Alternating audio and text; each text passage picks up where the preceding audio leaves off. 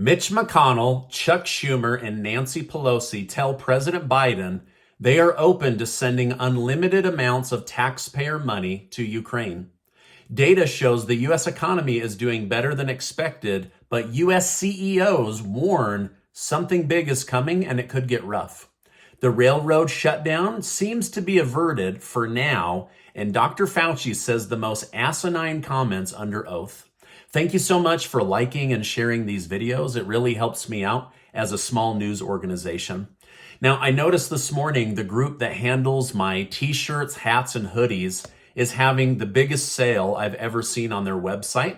So if you've ever wanted one of these Freedom Lover hoodies, one of my amazing hats, or one of my t-shirts, now is the best time, and I'll make sure to leave a link down below. I promise you it will be a gift people will remember and use for many, many years. All right, let's jump into today's news update. The Bureau of Economic Analysis has updated the GDP numbers for the third quarter based on new data. The new data showed that consumers and businesses actually spent more money than expected. This means that the GDP growth for the third quarter was actually 2.9% and not 2.6% as previously shown. What this means is that for us, a recession is probably more mild or further down the road than was expected, and the GDP numbers seem to indicate that the economy is doing better than expected. But one thing that I want to point out is these numbers are bigger. When they say people spent more money, it's because people spent more money, right? Like inflation is making everything more expensive. And so that is making it collectively look like we spent more money. So anyway, the data is stronger than what was expected, but there's reasons behind that they're not wanting to talk about because they want to brag about the strength of the U.S. economy. Now, Florida Governor Ron DeSantis has announced that he will be releasing a book titled Florida's Blueprint for America's Revival in 2023. This announcement has understandably caused speculation that he is going to announce his bid for president in 2024. Just looking at the title of the book, it does sound like this could be released with a campaign announcement right after, as he seeks to put in writing exactly what he did to strengthen his portion of the United States and the state of Florida. Now, nothing has publicly been announced, but many believe that DeSantis will throw his hat in the ring and run for president in 2024. Elon Musk's Twitter has now announced that they will no longer enforce COVID-19 misinformation policies. The former policy was responsible for the suspension of over 11,000 user accounts for comments or opinions made about COVID-19. Users will now likely be able to discuss COVID-19 freely, even if their claim is untrue or misleading. Now, let me ask, is this a step in the right direction? Allowing people to say what they want and then people can do their research and make their own decision? Or should the government control what we say and think when it comes to something like COVID or the economy or a presidential candidate? Let me know down below what you think. Elon Musk also claimed that Twitter has interfered in elections in the past. This is the latest update we have, as Musk stated he plans to release internal Twitter files that reveal narratives that none of us would have imagined. Now, other than suppressing the Hunter Biden laptop story before the 2020 election, I wonder what he's alluding to when he says Twitter has interfered in past elections. Is that in the United States? Is that in other countries? Or is that worldwide? I don't really know. And did you know that the largest protest in world history is happening right now in Brazil? And the media is barely giving it any coverage. Millions and millions of people from Brazil have taken to the streets because they believe there was funny business in their most recent election. And so they're hitting the streets and protesting, saying they want to redo, something's not right. So we'll see what ends up coming from that. But it's massive. If you look at these pictures, it's like an ocean of green and yellow. as far as the eye can see of people coming and yelling in front of government buildings. Now, big open protests like this are just the opposite of government-forced lockdowns. But new details are leaking from Dr. Anthony Fauci's 7-hour deposition. According to lawyers in the room, Dr. Fauci had no reason or scientific evidence for suggesting the nationwide lockdown. He then went on to say, I never wanted these lockdowns. I was against that. But under oath, he had to tell the truth. And he said, I did. I ordered the lockdowns.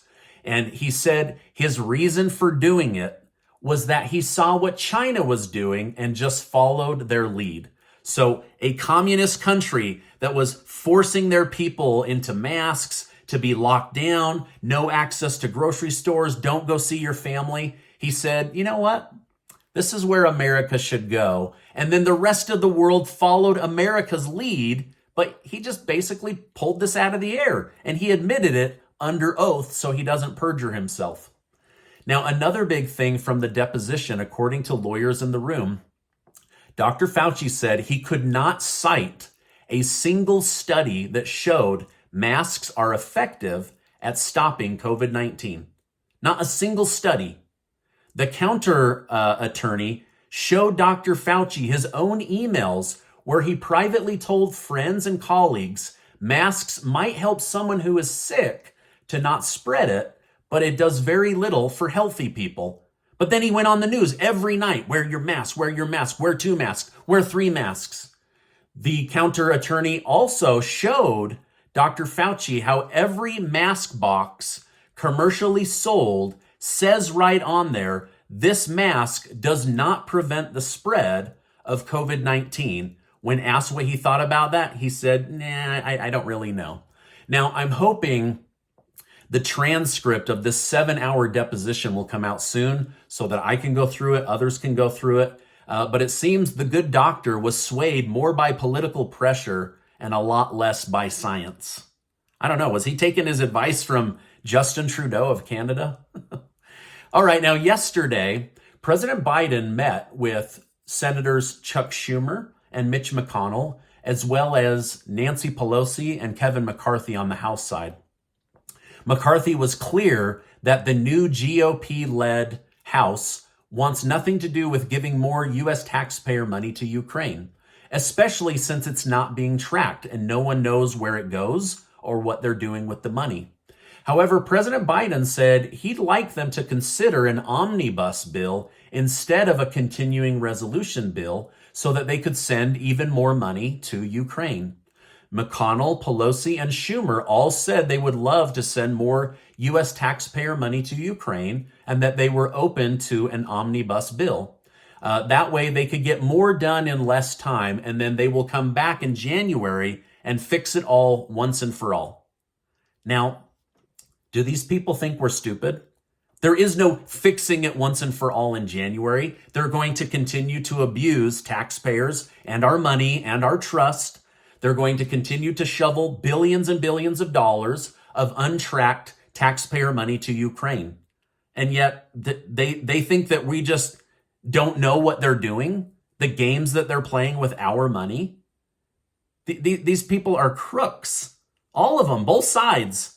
It's insane. Only McCarthy was against unlimited funding of the war.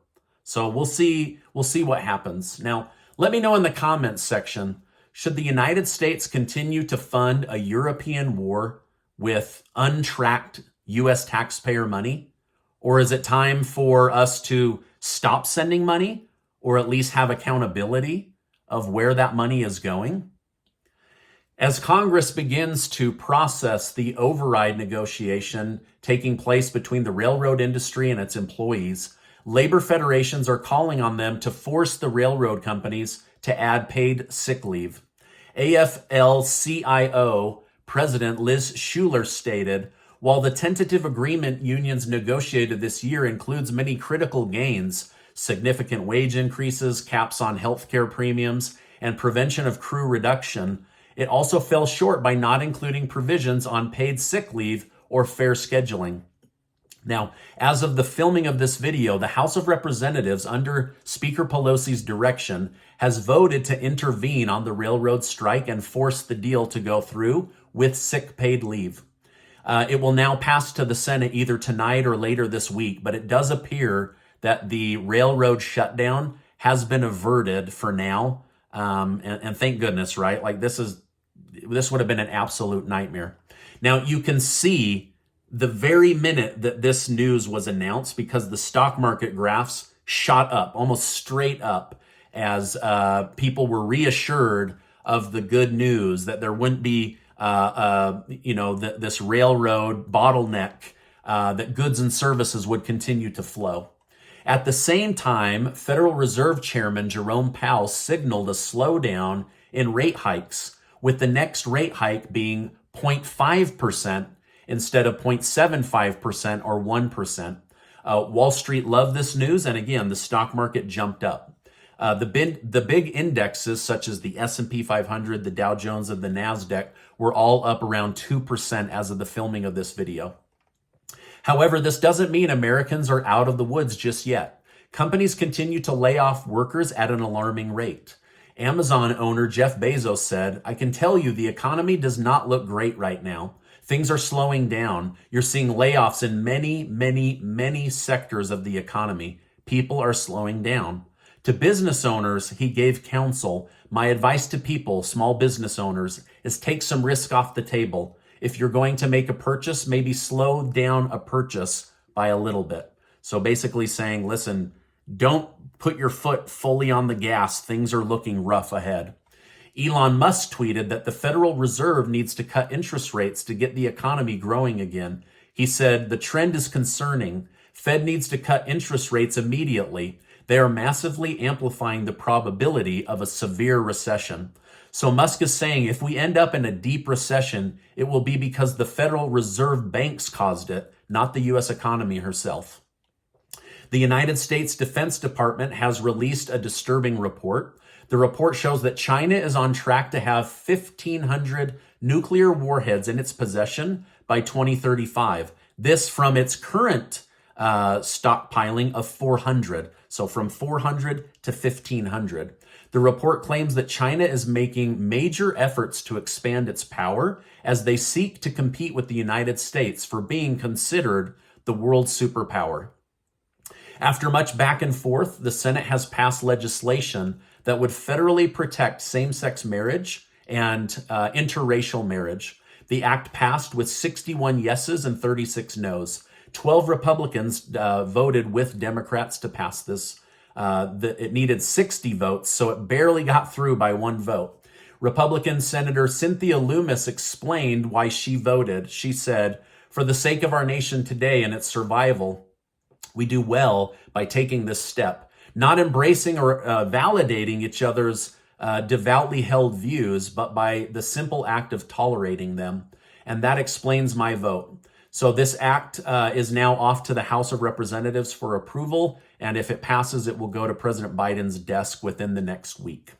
Now, if you want to stay up to date, you can sign up for my newsletter. Occasionally, I get suppressed or blocked on this platform, and I want to keep you in the news on big stories, things I can't cover on YouTube, information about my giveaways, and anything else that I think would benefit or bless your life. Also, make sure to get your name entered to be one of the winners of the $15,000 that Casey and I are giving away between now and December 18th, thanks to generous video sponsors. I'll leave that link down below. Also, if you've ever wanted one of my amazing hats or one of these awesome, warm Freedom Lover hoodies, they're on mega sale right now. I've never seen it this discounted, and I'll make sure to leave a link down below. Now, before you go, I want to remind you that you are amazing. Make sure to check out this super important video and be subscribed to the channel. Hey, I appreciate you stopping by today, and I will see you on the next video.